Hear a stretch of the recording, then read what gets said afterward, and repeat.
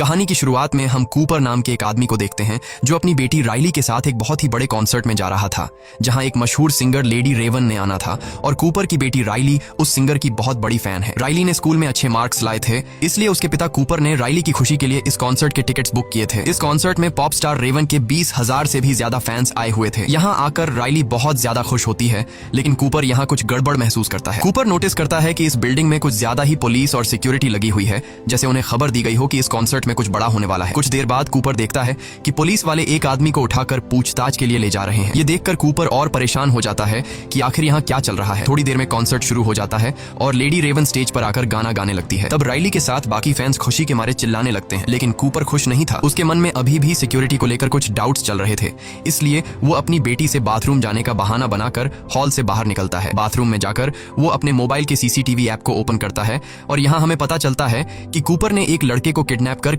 एक बेसमेंट में बांध कर रखा है। कुछ देर बाद बिल्डिंग के बाहर पुलिस का एक और बड़ा काफिला आता है और बिल्डिंग को चारों तरफ से घेर लेता है। कूपर वापस कॉन्सर्ट में जाता है, जहां उसकी बेटी रेवन के गाने सुनकर एंजॉय कर रही थी, लेकिन कूपर बढ़ती हुई पुलिस को देखकर उसकी टेंशन भी बढ़ती जा रही थी। इसलिए वो अपनी बेटी को उसकी फेवरेट सिंगर रेवन का टी शर्ट दिलाने के बहाने ऊपर की शॉप पर ले जाता है। जब कूपर शॉपकीपर से राइली के साइज का टी शर्ट मांगता है तो शॉपकीपर के पास उस साइज में सिर्फ एक टी शर्ट ही बची थी, लेकिन मसला ये था कि एक दूसरी लड़की भी उसी साइज की टी शर्ट मांगने की जिद कर रही थी। अब क्योंकि कूपर और राइली ने उस दूसरी लड़की से कुछ देर पहले दुकान पर आकर टी शर्ट मांगी थी, इसलिए टी शर्ट पर भी इनका हक बन रहा था। लेकिन कूपर अपनी बेटी राइली को समझाता है कि शॉपकीपर को तंग मत करो और उस लड़की को टी शर्ट लेने दो। तब एक अच्छे बच्चे की तरह राइली मान जाती है। ये देखकर शॉप पर काम करने वाला जिमी नाम का एम्प्लॉई कूपर और राइली से काफी ज्यादा इंप्रेस हो जाता है और सोचता है कि कूपर कितना भला इंसान है। वो कूपर से कहता है कि 20 मिनट बाद आकर मुझसे टी शर्ट ले जाना, क्योंकि टी शर्ट का नया स्टॉक आ चुका है। लेकिन उस स्टॉक को यहाँ तक लाने में बाकी एम्प्लॉइज को 15 से 20 मिनट लगेंगे। वो कहता है कि जब तुम आओगे तो मैं पहले से ही तुम्हारी बेटी के लिए उस साइज की टी शर्ट अलग करके रख दूंगा। अब कूपर समझ चुका था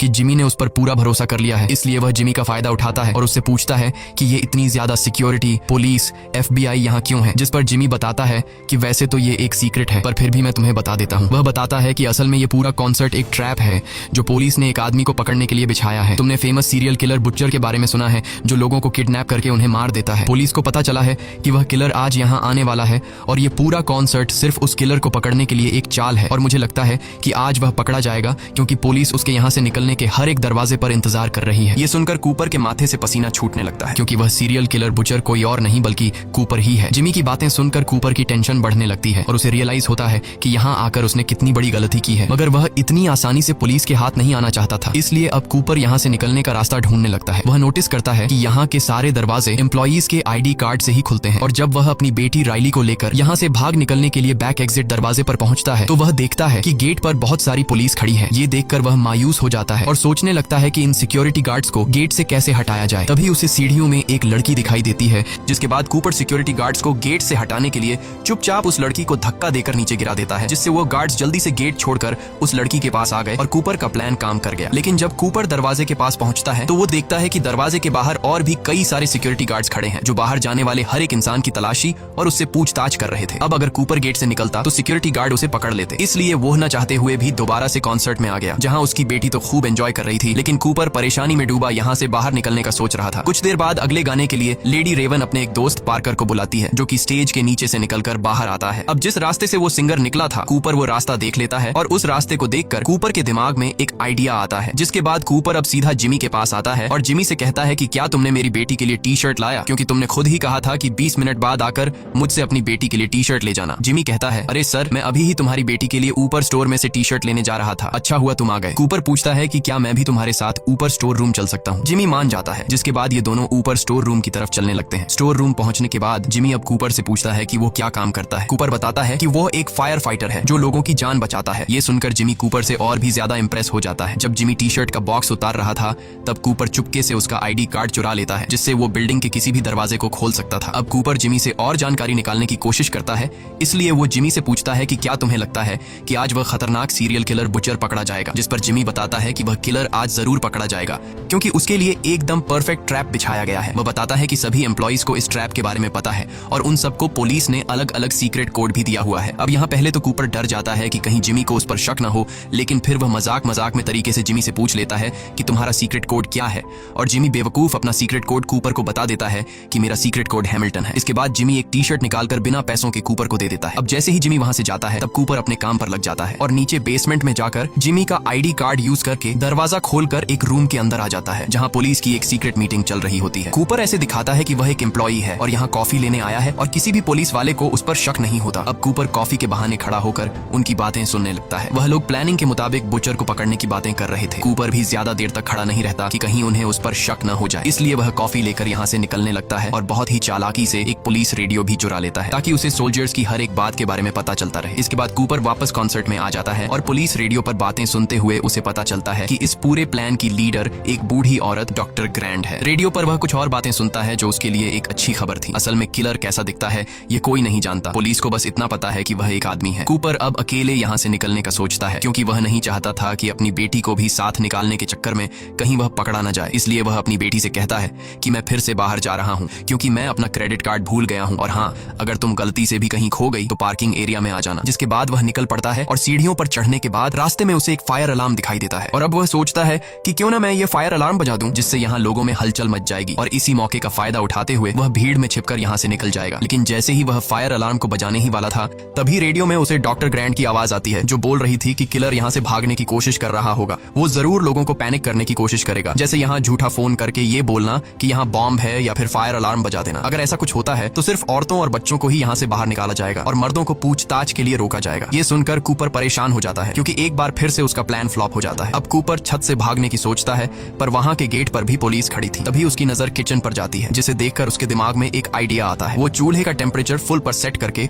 उसमें कांच की बोतल फेंक देता है और कुछ ही देर में बोतल के फटने से वहाँ धमाका होता है और एक लड़की के पूरे बॉडी पर उबलता हुआ तेल गिर जाता है जिससे वो बेचारी जोर से चिल्लाने लगती है। चीखने की आवाज सुनकर पुलिस उस लड़की की हेल्प करने आ जाते हैं और कूपर किचन से एप्रन उठाकर छत पर चला जाता है और भागने का रास्ता ढूंढने लगता है। लेकिन यहाँ भी दो पुलिस वाले आ जाते हैं जिनकी पहले से यहाँ पर ड्यूटी लगाई गई थी। वो कूपर से पूछते हैं कि वो यहाँ क्या कर रहा है, जिस पर कूपर बताता है कि वो बस ताजी हवा लेने आया था। किचन में आग लगने की वजह से उसकी दोस्त जल गई है। मुझसे मेरी दोस्त की हालत देखी नहीं जा रही थी इसलिए मैं छत पर आ गया। अब यहाँ पुलिस को कूपर पर शक होने लगा, इसलिए पुलिस कूपर से उसका सीक्रेट कोड पूछ लेती है और कूपर हैमिल्टन बता देता है जो कि उसे जिमी से पता चला था। इसके बाद वो कूपर से आईडी भी मांगते हैं जो कि पुलिस ने सभी एम्प्लॉइज को दी थी। कूपर ने जो एप्रन पहना हुआ था अब वो उस एप्रन को चेक करता है जो कि ये एप्रन किसी दूसरे एम्प्लॉई का था जिसमें उसे एक एम्प्लॉई का वॉलेट मिल जाता है और उस वॉलेट में उस एम्प्लॉई का कार्ड भी था जिसे कूपर पुलिस को दिखा देता है। कार्ड को देखकर पुलिस को यकीन हो जाता है कि कूपर यहाँ का एम्प्लॉई है और पुलिस वाले उसे जाने देते हैं। लेकिन कूपर का छत से भागने का प्लान नाकाम हो गया। अब राइली अपने पिता कूपर को ढूंढते हुए बाहर आ गई थी क्योंकि वो बाकी कॉन्सर्ट उसी के साथ ही देखना चाहती थी। कूपर बेटी की बात मानते हुए वापस कॉन्सर्ट में आ जाता है और अब कूपर हार मान चुका था क्योंकि उसने कई बार बाहर निकलने की कोशिश की मगर वो कामयाब नहीं हो सका और वो समझ जाता है कि आज तो उसका गेम खत्म कर दिया जाएगा। लेकिन तभी कूपर को राइली से पता चलता है कि लेडी रेवन अपने कॉन्सर्ट में किसी रैंडम फैन को चुनती है जिसे उसके साथ स्टेज पर जाकर डांस करने का मौका मिलता है और फिर उन्हें बैक स्टेज भी घूमने दिया जाता है। ये सुनकर कूपर खुश हो जाता है क्योंकि सिर्फ वही एक रास्ता है जहां पर पुलिस नहीं होती और ये दोनों आसानी से वहां से निकल सकते हैं। लेकिन कूपर को समझ नहीं आती कि वो ऐसा क्या करे कि इतने फैंस में लेडी रेवन राइली को ही चुने। अब कूपर अपना दिमाग लगाकर सिंगर रेवन के मैनेजर के पास जाता है और लेडी रेवन की बहुत तारीफ करने लगता है। वो रेवन के मैनेजर को बताता है कि उसकी बेटी राइली रेवन की बहुत बड़ी फैन है। वो झूठ बोलता है कि मेरी बेटी राइली कैंसर की शिकार है लेकिन इस कॉन्सर्ट में आकर वो काफी खुश है। ये सुनकर रेवन के मैनेजर को राइली पर तरस आ जाता है और वो लोग राइली को ही आज की ड्रीम गर्ल बना देते हैं जिससे रेवन के साथ स्टेज पर डांस करने का मौका मिलेगा। ये बात जानकर राइली बहुत ज्यादा खुश होती है और अब कूपर और राइली दोनों को स्टेज पर बुलाया जाता है। जिसके बाद लेडी रेवन राइली को स्टेज पर बुलाती है और राइली उसके साथ डांस करने लगती है। तभी अचानक स्टेज पर एक लड़की ज्यादा पीने की वजह से उसकी तबीयत बिगड़ने लगती है। कूपर जल्दी से उसे उठाकर मेडिकल रूम में ले जाता है। इस काम से कूपर वहाँ पर मौजूद सभी स्टाफ की नजरों में अपनी एक अच्छी इमेज बना लेता है। अब कूपर ग्रुप मैनेजर से रिक्वेस्ट करता है कि क्या वो पीछे के रास्ते से बाहर निकल सकते हैं क्योंकि मेरी बेटी बीमार है और मुझे डर है कि भीड़ में से निकलते हुए कहीं मेरी बेटी को कुछ हो न जाए। मैनेजर उसकी बात मान लेती है। ये सुनकर कूपर की खुशी का ठिकाना नहीं रहता और वो समझ जाता है कि अब वो यहाँ से आसानी से निकल जाएगा। इसके बाद मैनेजर उन्हें बैक स्टेज लेकर जाती है और उन्हें बाहर का रास्ता दिखाती है लेकिन वहाँ पर भी पुलिस मौजूद थी। ये देखकर कूपर बहुत ज्यादा मायूस हो जाता है और वो सोचने लगता है कि अब वो यहाँ से बिना चेकिंग के कैसे निकलेगा। तभी पॉप स्टार रेवन उनके पास आती है। वो राइली को गुड बाय कहने आई थी। मैनेजर ने रेवन को राइली के कैंसर के बारे में बता दिया था जो कि असल में कूपर का बनाया हुआ झूठ था। रेवन एक अच्छे दिल की मालिक थी। उसे राइली पर इतने छोटे उम्र में कैंसर लगने की वजह से बहुत बुरा लगा। इससे पहले कि रेवन राइली से कैंसर के बारे में पूछ पाती तभी कूपर रेवन से कहता है कि वो उससे 2 मिनट अकेले में बात करना चाहता है और रेवन मान जाती है। रेवन कूपर को अपने मेकअप रूम में ले जाती है और यहाँ कूपर बताता है कि जिस सीरियल किलर बुचर को पुलिस ढूंढ रही है वो असल में कोई और नहीं बल्कि मैं हूँ। साथ ही साथ कूपर रेवन को अपना मोबाइल दिखाता है कि उसने एक लड़के को किडनैप भी कर रखा है और वो लड़का चीख चीख कर मदद के लिए पुकार रहा था। कूपर कहता है कि इस मोबाइल के एक बटन दबाते ही उस रूम में जहरीली गैस फैल जाएगी और वो लड़का मारा जाएगा। रेवन कूपर से कहती है कि तुम क्या चाहते हो, जिस पर कूपर रेवन से कहता है कि तुम मुझे और मेरी बेटी को अपनी कार में बैठाकर यहाँ से बाहर निकालोगी, नहीं तो मैं उस लड़के को मार दूंगा। ये सुनकर रेवन डर जाती है और वो कूपर की बात मान लेती है और उसे और उसकी बेटी राइली को अपनी लिमोजीन कार में बैठाकर यहाँ से ले जाने लगती है। इधर पुलिस कॉन्सर्ट में आने वाले हर आदमी की चेकिंग कर रही थी और कूपर उनकी नजरों के सामने से फरार हो गया। राइली को कुछ समझ नहीं आ रहा था। वो लेडी रेवन के साथ एक सीट पर बैठकर बहुत खुश थी और तब रेवन भी समझ जाती है कि कूपर की फैमिली कूपर की सच्चाई नहीं जानती। अब क्योंकि रेवन भी कूपर को किसी तरह से पकड़वाना चाहती थी, इसलिए वो राइली के साथ उसके घर जाने का कहती है। ये सुनकर राइली बहुत ज्यादा खुश हो जाती है और वो जल्दी से अपनी मॉम रेचल को कॉल करके बताती है कि हमारे घर मशहूर पॉप स्टार रेवन आने वाली है।